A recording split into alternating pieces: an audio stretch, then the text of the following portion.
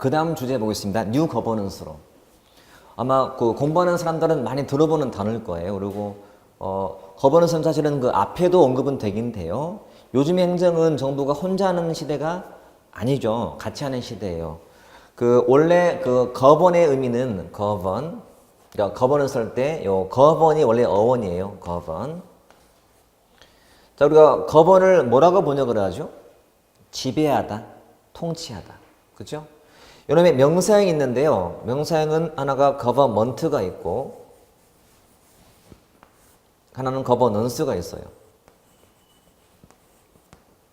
자, 얘는 어떻게 번역을 또 할까요? 거버넌스는, 거버먼트는 뭐 정부 또는 뭐 지배 또는 통치라고 번역을 하죠.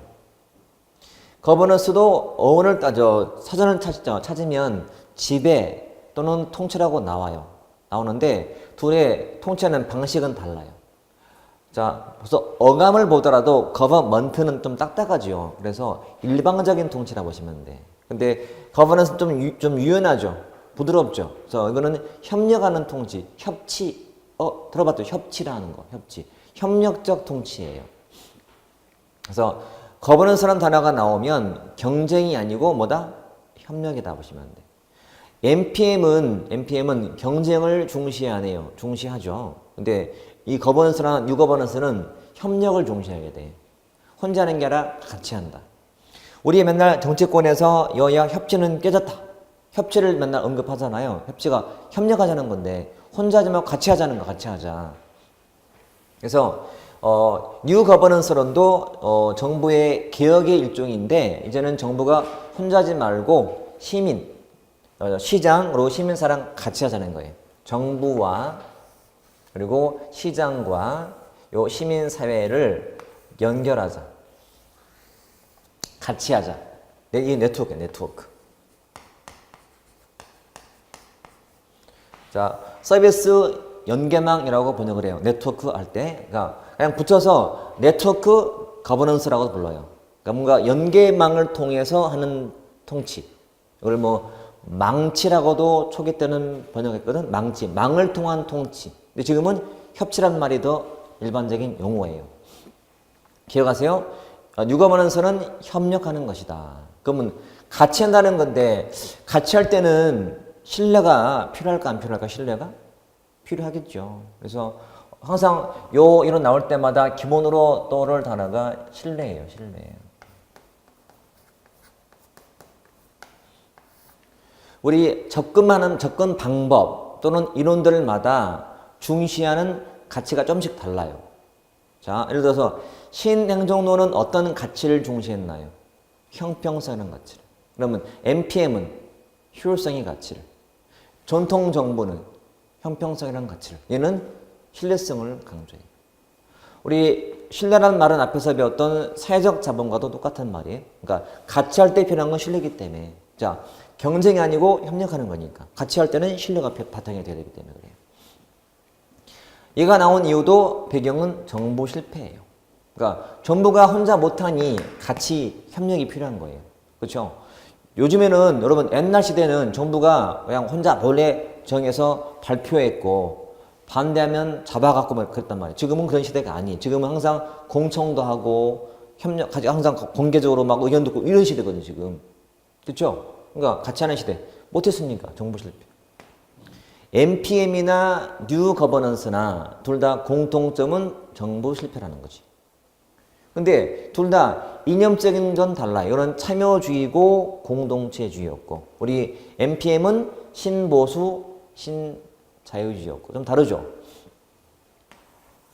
참여 느낌이 들죠?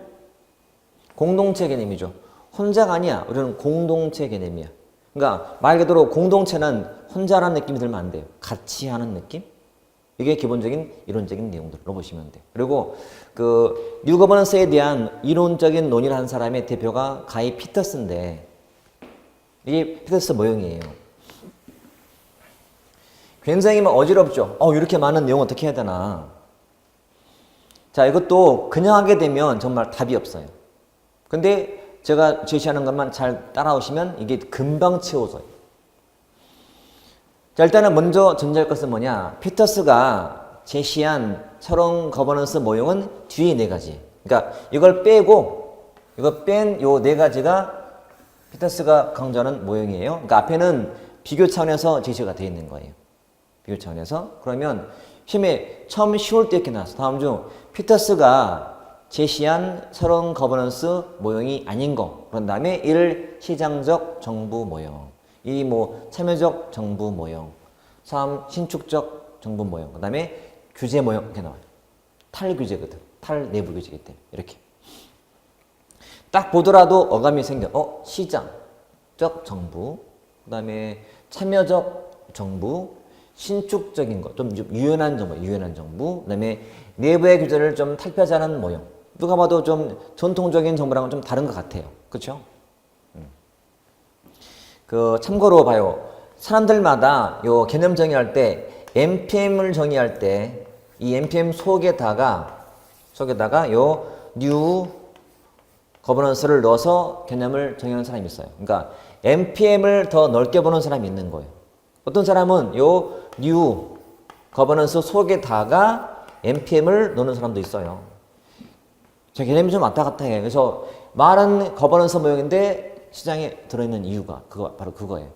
관계없고, 적어도 이제 각 모형들마다 정부가 그동안 해왔던 그런 문제점에 대한 지적이 다 달라요. 제일 기본이 문제의 진단이에요. 진단. 자, 여기 이 왼쪽에 전통적 정부의 모형 내용보다는 이쪽은 별로 안 중요해요. 이쪽이 중요한 거예요. 이쪽이 중요한데 가장 기본은 문제 진단이에요. 잘 보세요.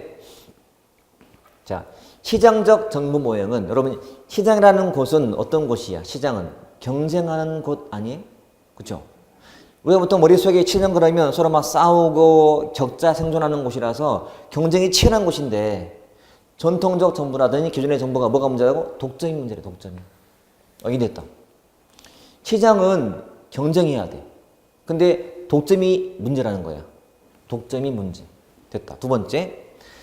참여적 정부는 뭐가 문제다? 계층제가 문제래.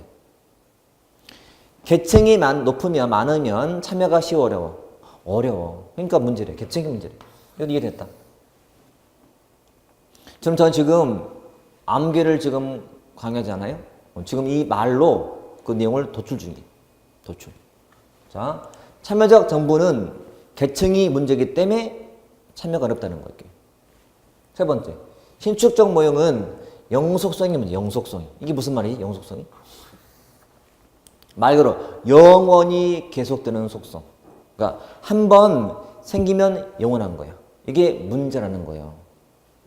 신축은 뭐냐? 신축은 늘었다가 이거 신축이잖아 지금. 그러니까 사람이 만약에 필요하면은 더 쓰고 없으면 줄여야 될 텐데 한 번 생기면 줄지 않는다. 이게 영속이잖아요. 문제라는 거야. 신축성 충족 모형은 영속성이 문제다. 이게 됐네. 그 다음에 자 내부의 규제를 탈피하자. 문제가 뭐다? 내부 규제. 쉽네. 자, 내부 규제가 무슨 말일까요? 내부의 규제란 직원들, 즉 부하들한테 권한을 안 주는 거예요. 위에서 다 지고 있는 거예요. 이게 내부의 규제예요. 자, 외부 규제는 뭘까요? 외부 규제는 그는 시장한테 권한을 안 주고 정부가 다 지고 있는 거지. 그러니까 보통 말하는 규제 강화가 바로 이런 규제 강화예요. 아무나 사업 못해. 정부가 규제하고 있으니까요. 이게 외부 규제고 그다음에 내부 규제라는 것은 조직 안에서의 규제이기 때문에 뭘 제한 금지하는 거죠. 뭘 못하게. 그러니까 위에서 다 하고 아래서 못하게. 이게 내부 규제. 이게 문제라는 거야. 됐다. 두 번째. 그러면 각 모형들마다 개혁 내용이 달라요. 근데 주의사항이 있어요. 시장적 모형에서는 구조의 개혁으로 분권을 제시해요. 분권을. 이건 주의사항인데요. 왜냐하면 분권을 제시한다는 것은 사실은 참여적 정부라든지 또는 탈내부 규제 모형도 이게 맞아 보이거든요. 보세요. 자, 참여적 정부 모형에서는 뭐가 문제라고 진단했다고? 계층제가 문제야. 그러면 층이 낮아져야 돼요. 그렇죠? 층이 낮다는 것은 직원들이 거기에 참여하는 거잖아요. 부하들이 참여. 부하들의 참여, 분권 이거든. 그러니까 이것도 이게 맞아 보여. 심지어는 내부의 규제가 문제니까 직원들한테 권한을 주기도 하고 그만큼 참여시킨다는 거니까 그것도 분권이 맞아 보이는데 그게 여기 있는 거예요. 여기에. 그러니까 피터스가 자신의 논문에다가 이렇게 제시한 거예요. 그러니까 시험을 내는 사람들은 이 박스를 갖고 내기 때문에 이걸 시험에 내는 거예요. 그러니까 이렇게 나와요. 자, 뉴 거버넌스 모형, 피터스 모형의 설명이다. 틀린 거 한 다음에 피터스의 시장적 정부 모형은 구조의 개혁 방안으로 뭐 평면 조직을 제시했다 이렇게 나와요. 틀리게 만들 때. 근데 분권을 제시했다는 말도 맞는 말인데 왠지 틀리게 보일 수가 있는 거예요. 왜냐면 분권은 여기도 붙여서 말이 되고 여기도 말이 되니까 주의하자. 오히려 여기 있는 게 더 특이한 거예요. 분권은. 이래죠. 그 다음에 계층의 문제니 어떻게 구조를 바꾸자. 이건 쉽다. 평면 조직이다. 이게 계층제예요. 어떻게 바꾸자고? 평평하게 바꾸자. 평평하게. 평면 조직, 구조상. 이건 쉬워. 이건 다 알아. 세 번째, 여기서는 구조의 격으로 가상 조직을 제시했다. 가상 조직? 무슨 가상 조직이? 여러분 말고 가상에 있는 조직이야. 현실에 있는 거 말고 가상에 있는. 예를 들어서 여러분 인터넷상에 있는 조직은 만드는 것도 쉽고 없애기도 쉬워. 폐쇄. 가상 조직. 한 번 생기면 영원히 계속 가는 게 아니고 그냥 그만 없애면 되거든. 가상 조직. 또 유치원 가상 조직이다. 가상 조직. 됐고. 그 다음에 여러분 특정한 제한이 없어요. 직원들한테 권한을 안 주는 게 문제지 구조 문제가 아니거든. 그래서 따로 제한이 없다라고 해요. 그래서 시험에 나와요. 그러니까 피터스가 제시한 모형 중 탈내부 규제 모형은 구조에 대한 처방은 없다 이렇게 나와요. 없죠. 특정 제한이 없으니까요. 없다. 그 다음 아주 쉽다. 시장성 모형에서는 다 보면 성과, 급, 민간 기법, 시장 저비용. 누가 봐도 시장 냄새가 풀풀 나. 할 게 없어. 됐죠? 자, 이 박스는 마찬가지 핸드폰에 담아서 봐야겠지만 굳이 할 필요가 없는 게 밑에야. 다 시장 냄새가 나거든. 끝. 세 번째 이제 참여 모형은 자, 관리상 개혁방으로 제시한 것이 총체적 품질 관리. 뒤에 나올 TQM. TQM. 자, 이거는 아직 안 배워서 낯선 거예요. 토탈, 즉 또는 총체적, 퀄리티, 품질 관리의 매니지먼트, TQM. 이게 TQM도 기본적인 조직 방식이 평면 조직이에요. 수평 조직이기 때문에. 그리고 팀제가 이퀄 수평 조직이에요. 팀제 이퀄 수평 조직, 평면 조직이거든. 자, 이런 조직이 뭐예요? 관료제고요. 이게 뭐예요? 탈관료제고 이게 평면 조직이야. 수평 조직. 뒤에서 배울 요 탈관료제의 대표가 바로 요 평면 조직인 수평 조직이거든. 수평. 팀제라고 불러. 팀제. 수평 조직이 팀제예요. 요 팀장과 팀원으로 된 이런 관계. 팀장, 팀원. 평면 조직이고 수평 조직 또는 수평 구조 이퀄 팀제. 이거는 자연스럽게 알게 돼 있어요. 뒤에 하게 되면. 자, 이게 관리상 개혁 방안. 관리할 때. 관리상. 이고, 그 다음에 참여기 때문에 정책 개혁을 할 때는 뭐 협의나 협상이 돼. 참여니까. 참여해서 뭐 하자고?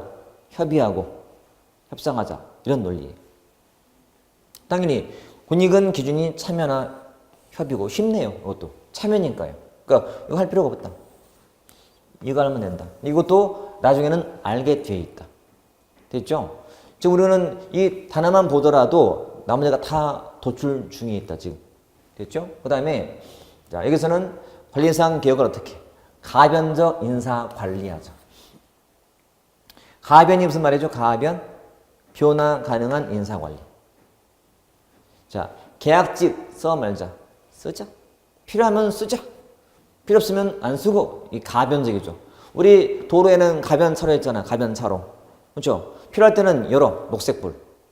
아니면은 빨간불 바꿔놔. 가변차로 해듯이. 가변적으로. 필요하면 늘리고 없으면 줄이고 과면적 관리 개혁이니까요. 됐지? 그 다음에 이건 좀 특이하다. 실험하자. 실험. 개혁의 전체 개혁은 실험하자. 실험. 여러분 실험은 기본 느낌이 늘 잠깐 한다는 느낌 들어요. 잠깐. 항상은 아니야. 실험이라는 것은 한 번 해보는 정도? 실험 정신? 이거잖아. 해보는 거야. 시도. 시도. 항상 말고 그때그때 실험을 제시하는 거예요. 여러분 계약직을 쓰는 거랑 정규직 쓰는 거랑 뭐가 더 비용이 더 많이 들어요? 정규직이. 그러니까 가변적이니 비용이 적게 들어. 저비용. 이렇게 저비용. 됐지. 그 다음에 자 내부 기조를 탈피하자. 그 말은 직원들한테 권한을 주자는 거였어요. 그래서 관리들한테 재량을 넓게, 재량을 확대하자. 내부 규제를 완화하자. 그 말은 직원들한테 재량을 주자. 재량을 확대하자. 그게 뭐다? 기업과정부다. 이것도 주의사항이다. 정책 개혁의 방안으로 요 기업과정부를 주장한 모형이 시장적 모형이 아니고 탈내부 규제 모형인 게 더 특이한 거예요. 이해됐나요? 지문에 만약에 지문 단순한 문제로서 자 피터스가 제시한 거버넌스 모형 중 정책 개혁의 방안으로 이런 기업과정 정보를 제시한 모형은 물어봤다면 제가 장담하지만 10중 8구는 다 시장적 모형으로 잡히게 돼 있어요. 기업가적 정보, 기업가, 시장 이렇게 가게 돼 있어요. 그게 정상이야. 근데 피터스는 자신의 논문 속에 이거를 여기에 넣는 거지. 왜냐면 자 기업가적 정보도 재량을 많이 주는 정보거든. 그치? 규제를 완화하는 정보잖아요. 아까 우리 전통적 관료제 정보랑 이 기업가 정보를 비교해봤죠. 박스로. 그 속에 봤더니 권한을 주는 거잖아요. 그래, 그게 이런 정보예요. 기업가 정보. 그러니까 내용상은 맞단 말이야. 그런데 왠지 이게 더 가까워 보여. 그래서 제가 항상 수업할 때 먼저 주의사항으로 제시하는 것이 두 가지예요. 요 분권과 그다음에 요 기업가 정보를 먼저 제시하고 설명해요. 사실은. 이거는 안 보면 틀리기 때문에 한 거고 이 둘은 더 특이한 거예요. 그래서 일단은 두 개를 좀 주의해서 봐놓죠. 오히려 이게 바뀌어야 될 것처럼 보여. 그리고 창의성, 활동주의도 요것 때문에 나오는 거예요. 여러분 직원들한테 사장님이 직원들한테 권한을 안 주고 뭔가를 제한하고 금지해 놓으면 창의성 발휘가 돼야 안 돼? 안 돼요. 그러니까 창의성이 중요한 거지. 활동주의고 재량이니까요. 이렇게. 제가 그 말을 안 믿을 것 같은데 이거는 사실 어렵지 않다. 그 말이 선생님 어렵잖아요. 그럴 수 있어요. 근데 이거는 자주 보시면 되고 최대한 주어진 단어를 활용하셔야 돼요. 이 많은 박스를 통째로 암기할 건가요? 그럴 수 없잖아요. 대신 중요하니까 보긴 보는데 이거를 차근차근 가되 누구든지 내가 아는 것은 남들 다 안다라고 보시면 돼요. 공부하시면서 내가 어려워? 남도 어려워요. 내가 쉬워? 남도 쉬워요. 근데 어려운 것을 가만 방치해 놓으면 나만 나중에 모르게 돼요. 공부를 하고 그러면 상위 한 3% 이내가 붙은 시험이에요. 우리 공무원 시험은. 그러면 그 상위 몇 프로는요. 누가 뭐라 해도 열심히 하는 사람들이에요. 그래서 여러분들은 그런 사람에 들어가야지 대다수가 공부를 안 해요. 근데 눈에 보이고 치는 사람들은 다 보면 대충 하는 것 같아. 절대 그런 사람과 어울리면 안 돼. 그런 부류가 되면 안 되세요. 무조건 그 위로 가셔야 돼요. 위로. 어렵다고 이걸 방치하거나 자꾸 안 보게 되면요. 또 안 보게 돼요. 근데 그거는 절대 좋은 방법이 아니에요, 여러분. 공부는 절대 쉽지는 않아요. 특히 행정학 쉽지 않아요. 근데 어차피 하긴 해야 돼. 근데 제가 봐온 바로는 나중엔 다 행정학 고득점을 해요. 제가 처음에 뭐라 했어요? 쉽게 90점이라 했잖아요. 누구든지 다 그만큼 맞아요, 여러분. 제가 그냥 하는 말이 아니야. 저는 그냥 제가 한 게 아니거든. 학생이 열심히 한 거예요. 그래서 100점 맞은 거야. 근데 고맙다 해요, 저한테. 나는 열심히 내일 했을 뿐이고 100점은 본인이 맞은 건데 고맙다 하는 거지. 잘 합이 맞은 거지 뭐. 근데 다 물어보면 나름대로의 방법이 다 있어요. 그 기본이 뭐냐면 항상 주어진 자료들 다 소화한 거예요. 그러니까 절대 저는 얘기했지만 급하게 먹지 말고 어렵더라도 극복하자. 이건 워낙 중요해서 이거는 포기한다는 자체가 공무원 시험 포기하는 거예요. 야, 선생님 하나 가지고 너무 과한 거 아닙니까? 아니, 하나로 붙고 떨어지는 시험이 공무원 시험이에요. 그러니까 절대 무시하면 안 되고 무조건 철저하게 파악하자. 근데 이 많은 것을 어떻게 암기하냐고. 암기 못해요. 이해하자. 우리가 공부하는 과정에 반드시 아마 위기가 올 수 있어요, 여러분. 위기가 오는데 뭔가 위기를 극복할 수 있는 뭔가 모티브? 동기가 있으면 좋을 것 같아요. 저는 개인적으로 공부하면서 학교 다닐 때 마찬가지, 대학 때부터 저희 아버지가 저한테 항상 주입한 게 있어요. 저는 저희 형이 있었어요. 몇 달 전에 한번 보냈는데 그 형이 약간 장애가 있었어요. 그래서 아버지가 항상 네가 형을 돌봐야 한다, 나중에는. 항상 저는 그런 말을 듣고 자랐어요. 그러니까 제가 대학 다닐 때도 뭐 공부할 때 힘들면 정말로 지금도 막 눈물 날 것 같아. 도서관에서 공부하다가 힘들면 어디 혼자 나가서 차 마시면서 막 형을 생각하는 거예요. 내가 형을 책임지려면 이 정도는 참아야 한다. 또 공부하게 되고. 또 자꾸 뭐 하다가 힘들 때마다, 군대 가서 힘들 때마다 그때도 참아야 한다. 할 때마다 참아야 한다. 이런 마음으로 살아왔었어요. 뭔가 사람들은 공부하는 동기는 다 다르잖아요. 물론 그 동기가, 물론 이제 이런 사람도 있더라고. 내가 공부하는 이유, 남들이 나를 무시하니 내가 이 무시를 내가 합격으로 내가 보여줄 거야. 이런 사람도 있더라고. 제가 봤어요, 우연히. 뭐 그것도 하나의 동기가 될 수 있어요. 근데 그런 게 있으면 되게 좋아요. 공부할 때는 항상 좋은 날만 있는 것도 아니고 힘든 날도 있고 마음대로 안 될 때가 있고 그날따라 되게 공부 안 되기도 하고 맨날 잠만 오기도 하고 되게 그런 경우가 많아요. 근데 중요한 것은 참아야 한다는 거지. 참아야 돼요. 그리고 얼마 안 남았잖아요, 여러분. 공무원 시험은 우리 9급 시험, 특히 9급 이런 시험들은 사실 그렇게 어렵지 않아요. 7급은 조금은 변수가 있어요. 7급은. 왜냐하면 내용 자체가 바운더리가 있는 게 아니고 좀 바운더리 밖에 있는 게 자꾸 나와요. 그러니까 뭔가 창의적인 사고를 위한 문제가 몇 개 들어가, 일부러. 근데 9급은 예측성이 더 높아요. 그러니까 제가 9급에 대해서는 쉽게 90을 말한 이유는 예측 가능하니까 그러는 거예요. 그래서 공부를 하다 보면 분명히 어려운 때가 와. 근데 그걸 극복을 하시라고요. 안 하면 안 돼요. 그리고 그 문제는 하나 차이. 하나로 붙고 떨어지는 게 공무원 시험이니까 여러분들은 그 하나를 위해서 최선을 다하시고, 저는 막연하게 뭐 그냥 그 책 보고 하는 말씀이 아니에요. 저도 공부를 해왔고, 그 다음에 가르치고 있고, 많은 사람을 봐왔고, 다양한 부를 봐왔어요.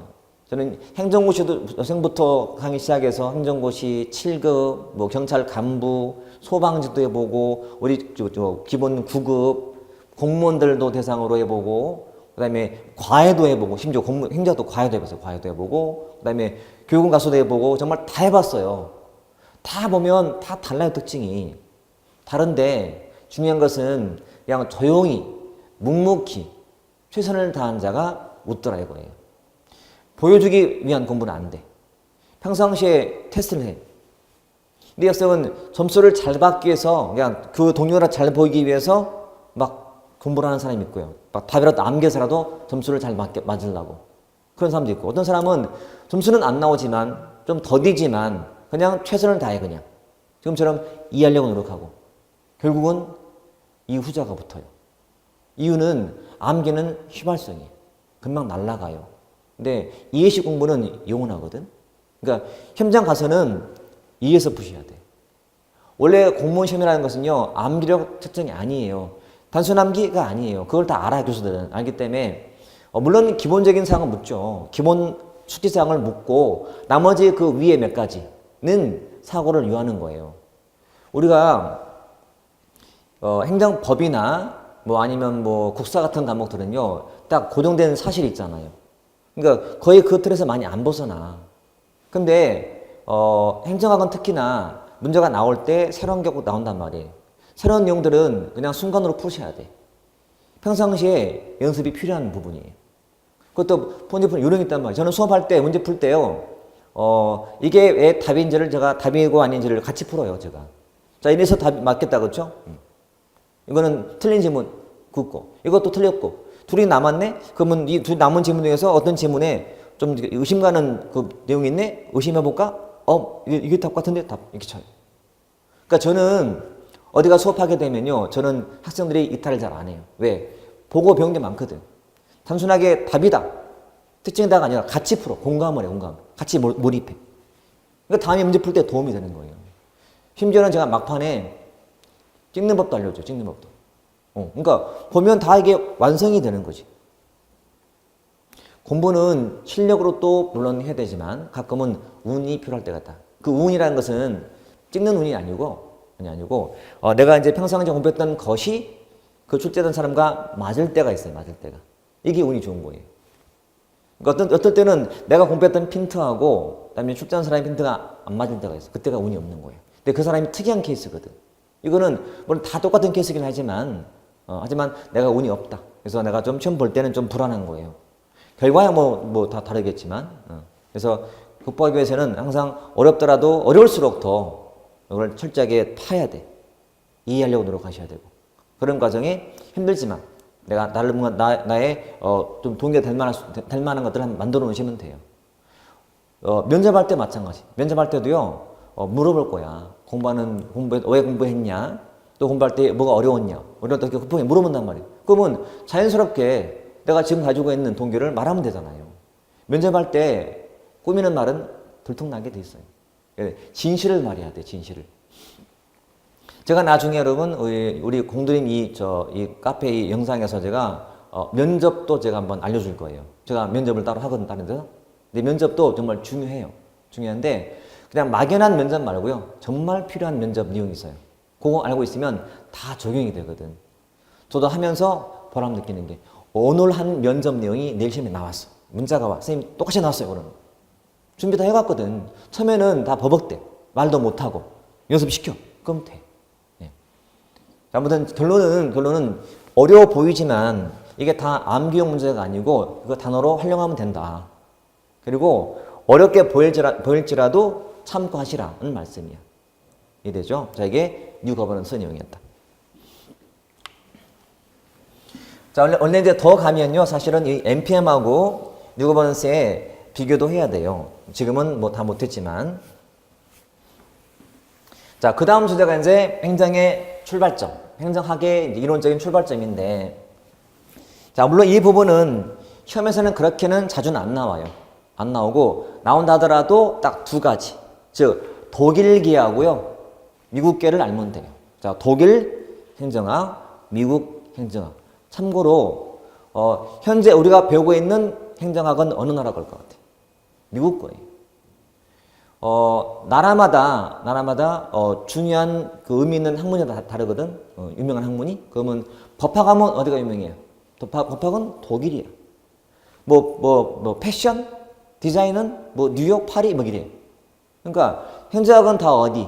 미국으로 가요. 그러니까 국내 학자들의 대다수가 유학 그러면 미국 갔다 와. 행정학은. 그러다 보니까 현재 배우는 많은 것들이 다 미국 거라 보시면 돼요. 독일은 뭐냐면 독일은 기원이야, 기원. 우리 행정학의 기원으로서 의미 갖다 보시면 돼. 봤더니 좀 특이한 단어가 보이네. 관방학. 그다음에 슈타인 행정학. 슈타인은 사람 이름이고요. 자, 독일은 이 행정학의 기원이라 할 때 그 기원이 바로 관방학이에요. 좀 낯설죠? 관방학인데 내용이 뭐냐면 절대 군주가 통치에 필요한 기술을 가리키기 위한 학문이 관방학이에요. 그러니까 통치하려고 만든 학문이야. 통치하려고. 이 관방학이 발달해 가는 거예요. 이렇게. 관방학이 나중에는 경찰학으로 갔다가 경찰학 그리고 행정법학으로 갔다가 나중에 나온 것이 행정학이에요. 자, 관방학이 경찰학, 행정법학, 그 다음 행정학. 우리가 배우는 행정학이라는 것은 사실은 집행 쪽이거든. 여러분, 행정부란 집행부예요. 집행부. 입법부가 결정하는 부서고 정부는 집행부인데 우리가 알고 있는 집행으로서 행정은 이때 나오는 거예요. 이때. 근데 이제 이 관방학이 다시 시계로 나눠요. 이렇게 전기후기로 나눠. 전기후기. 자, 전기 관방학, 후기 관방학. 자, 전기후기. 자, 우리는 어감. 자, 여러분, 전기후기. 어디가 더 발달됐을까요? 당연히 후기지. 항상 뒤가 발달된 거예요. 뒤가 발달되었다. 그러면 학문도 마찬가지야. 학문도 조금 좀 발달되기 전이고 발달한 후인데 그러면 어디가 기본 사상적인 바탕이 신학일까? 신학.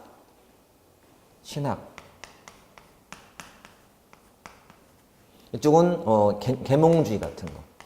자연법 사상 또는 계몽주의예요. 그 왜 이 말이 나왔을까, 신학이? 우리 옛날 시대의 군주는 다 신 같은 존재였죠. 왕권 신소설처럼. 그러니까 왕이란 신한테서 권한을 받은 것이다. 또는 신과 같다는 그런 입장이었단 말이야. 옛날에 옛날. 근데 후기 와서는 이걸 깨야 돼. 계몽주의. 그게 어디냐는 거지. 인간은 똑같이. 계몽주의거든요. 자, 전기 후기 중에서 어디가 학문이 분화가 될까? 분화. 굉장히 중요한데, 분화. 후기. 자, 일단은 전기는 미분화예요. 미분화. 후기 와서 분화예요. 자, 분화는 곧 분리인데 미분리 또는 이쪽은 미분화예요. 이쪽은 분하고 또는 분리고 이렇게 써볼게요. 자, 적어도 우리가 알고 있는 전기는 발달 전이라서 미분하고 발달된 게 분화라 보시면 돼요. 뭐가 분하고 분리냐면 학문도 분화가 안 되어 있고요. 그 다음에 재정도 분리가 안 되어 있어요. 즉 왕실 재정하고 국가의 재정이 분리가 안 돼 있어. 근데 후기 와서는 왕실 재정하고 국가의 재정이 분리가 돼요. 후기 와서. 학문도 마찬가지야. 이때는 이 전기 건방학은 그 학문 속에 군사, 외교, 재정 다 짬뽕된 학문이 전기 건방학이에요. 후기 와서 이게 분리가 돼. 분화가 되고. 뭐 재정 따로, 국방 따로 이런 식으로. 이게 후기 때 특징이다 보시면 돼. 자, 이 내용은 7급 때 한번 나왔었어요. 7급 때. 요 비교하는 문제가. 자, 하나만 기억하죠, 여러분. 전기는 미분화, 후기는 분화, 그렇게. 그것만 있으면 돼요. 다 끝이요. 그리고 이렇게 발달해 왔지만, 알다시피, 요 이외의 독일 행정학은 행정법학이 지배하게 돼요. 여러분, 독일 그러면 법학으로 유명해요. 법학. 또는 철학으로 유명해요, 철학. 그러니까 사회과학인 이 행정학이 더 이상 발달을 못하는 거예요. 끝났어요. 이때 이걸 이어받은 것이 어디냐? 미국이죠. 그래서 일단 우리는 하나 건졌다. 독일 하면 건방학. 또 전기, 후기, 건방학. 전기와 후기의 가장 큰 차이는 미분화, 분화. 끝. 미분화, 분화. 이래죠. 보통 발달한 게 분화예요. 야구도 발달할수록 분화가 돼. 옛날 시대는 야구가 역할이 분화가 안 돼서 선발 투수하고 중간과 마무리가 구분이 없던 시대가 있었어요. 지금 어때요? 선발 요원 따로, 중간 개투 따로, 마무리 따로 철저하게 분화되어 있죠. 발달했다는 증거예요. 이게 발달 미분, 분화야, 후기. 이게 보시면 돼. 자, 독일은 이렇게 더 성장 못하고 이걸 이어받은 게 미국이다. 그래서 미국은 이렇게 일단 분류가 돼요. 자, 크게 구분할 때 이렇게 태동기, 그다음에 성립기, 그리고 반발기로 구분해요. 물론 더 있지만, 저도 우리가 미국 그러면 성립 그럴 때 떠오르는 사람이 누구? 윌슨. 또나즈 윌슨. 성립할 당시. 이게 몇 세기일까요? 19세기 말이잖아요.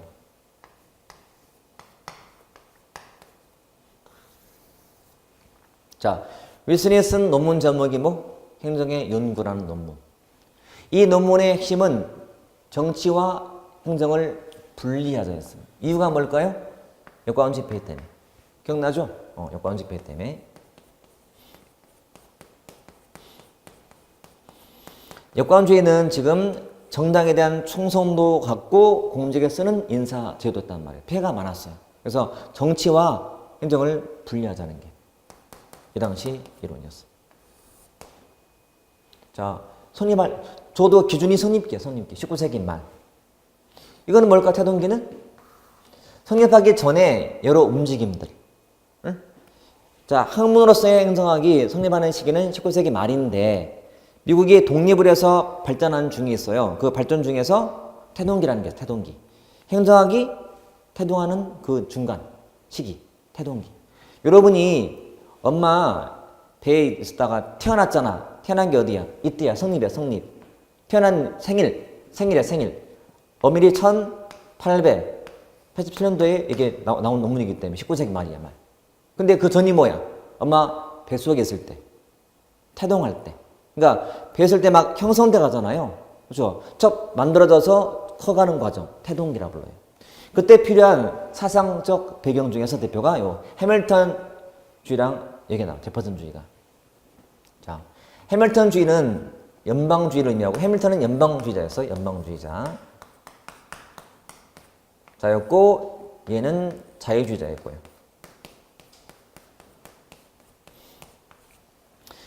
태동기 때의 시험의 포인트는 뭐냐면 그 당시에 사상적 배경이에요. 사상. 미국의 초기의 기본 사상적인 대립은 이렇게 해밀턴과 제퍼슨이었어요. 해밀턴은 국무장관이었었는데 연방주의자였고 연방주의자. 그래서 얘는 중앙 집권을 주장한 사람이었고 제퍼슨은 자유를 중시한 사람, 자유주의자. 이 사람은 지방 분권을 중시한 사람이었어요. 지방 분권주의자 이렇게. 자, 물론 더 나와요. 메디슨주의, 뭐 잭슨주의, 윌슨주의가 나오긴 나와. 가장 기본 양대 사상이 두 개야. 해밀턴과 제퍼슨. 그러면 시험에 나오면 얘만 나와 사실은. 시험에 나올 때는 이걸 암기로 풀어야 되는데 암기는 금방 날아가잖아요. 이렇게 제가 준비해놔요. 해밀턴주의는 일단은 집권이다, 분권이다. 해밀턴, 집권. 이렇게 하면 돼. 밀집됐다. 해밀턴 집권, 밀집. 권한이 중앙에 밀집. 집권. 밀집. 해밀턴 집권 이렇게 하시면 돼. 할 게 없다. 제퍼슨은 퍼져 있다. 지방으로. 퍼져 있다. 퍼져 있다. 지방 분권. 안 까먹어요. 그렇죠? 더 해볼까? 메디슨주의. 자, 여기는 다운주의고요. 다운주의자였고 견제와 균형을 중시했던 이념이었어요. 다운주의자 이렇게.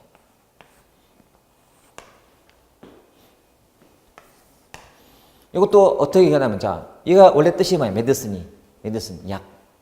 약은 남용하면 돼, 안 돼? 안 돼. 누가 남용하겠다 어떻게 해? 견제해야 돼. 약은 균형 있게. 남용은 견제하고 끝났네. 메디슨은 약이니까 견제 균형. 금방 떠올라요. 자, 이걸 제가 지우더라도 아마 금방 떠오를 거예요. 지우더라도. 이 기억은 아마 여러분 영원히 갈 거야. 영원히. 해밀턴은 뭘 중시했다고? 집권, 밀집, 집권, 연방주의, 집권. 제퍼슨은 퍼져 있잖아요. 지방으로, 지방 분권. 메디슨은 약이잖아. 균형, 견제 균형, 다운주의. 여러분 다운주의는 다양성을 중시하는 거예요. 균형이야, 균형. 이게 아니고 균형, 견제 균형 이렇게. 금방 떠오르죠? 이런 식이에요. 이게 공부하는 방법이에요, 여러분. 암기사항이 있다면 암기를 하되 무작정 하는 게 아니고 그 암기할 수 있는 단서를 남겨놔야 돼. 그 단어 속에다가. 그래야 오래 가죠. 볼 때마다 나오지. 밀집, 지방으로, 메디슨, 약, 균형. 이런 식으로. 시험은 얘만 나오거든, 사실은. 자, 다른 게 안중에서 안 나오는 게 아니고 이것들은 앞에서 했잖아요, 사실은. 기억나죠? 이거 시대가 언제였나요? 1930년대. 이게 고전기고, 이게 신고전기예요. 19세기 말 30년대. 경제 대공황은 시장 실패. 그렇죠? 원인, 배경. 이거잖아, 지금.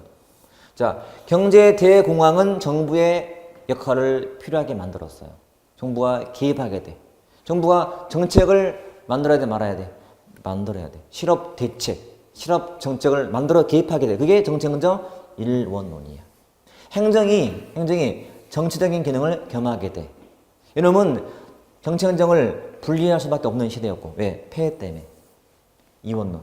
기억날 거예요. 항상 얘가 나와도 얘가 떠올라야 되고 얘가 나오더라도 얘가 떠올라야 돼. 무조건. 그런 관계예요. 그리고 항상 시장에 문제가 생기면 정부는 개입한다, 안 한다? 개입한다. 개입한다는 것은 정부가 정책을 만들어서 개입하는 거예요. 만들어서. 이렇게 보시면 돼. 됐죠? 항상 공시처럼 딱 같이 있다 보시면 돼요. 자, 벌써 이것도 몇 번 했던 거죠? 19세기 말 고전기 때고 신고전기 때. 예, 아까 봤던 과학적 관리론 윌슨, 이건 인간관계론 때 그런 시대. 항상 나오는 시대 이렇게 보시면 돼요. 자, 오늘은 지금 배웠던 게 뭐냐면 접근 방법을 주로 배웠어요. 자, 행자학의 접근 방법. 첫 번째가 역사적 접근 방법. 역사란 연대순으로 써보는 식의 접근. 그죠? 연대기적 소술. 뭐가 발생했다. 발생론적인 접근이었어요.